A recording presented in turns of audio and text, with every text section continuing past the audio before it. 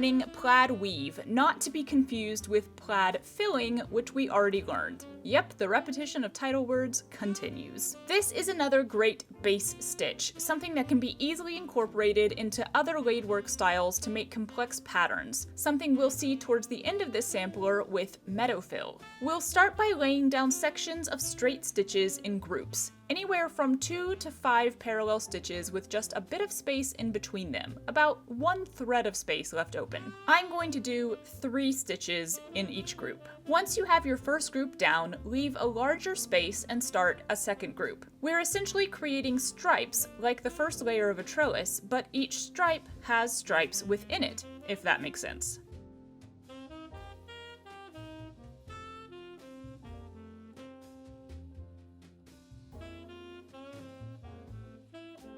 Now that my ground threads are laid down, we can start weaving the crossing threads. I'll stick with the same grouping I did already, 3 threads for each group, but you could mix it up and do larger groups on the bottom and smaller groups woven through, or vice versa. This is a simple weave, just over and under across the ground threads to the other side.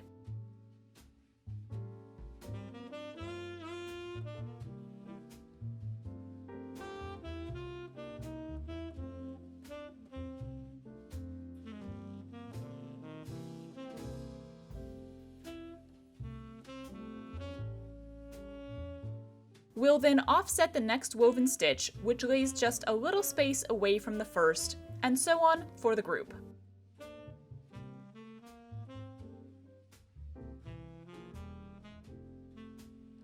What tends to happen as you create plaid weave is the place where everything is woven together will start to spread out rather than staying in neat straight lines. This is why you need that bit of space between each thread within a single group. As you weave, you'll also want to continually push the threads together into their proper place, either with a fingernail or the end of your needle. If you stay on top of it, you can keep them nice and straight as you go.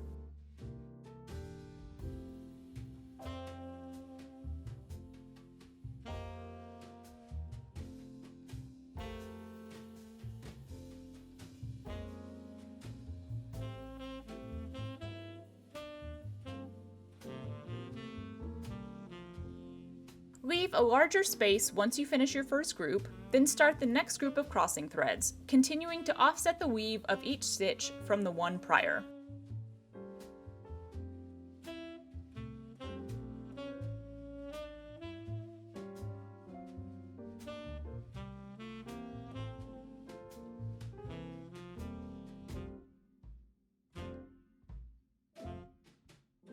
And here is our finished plaid weave.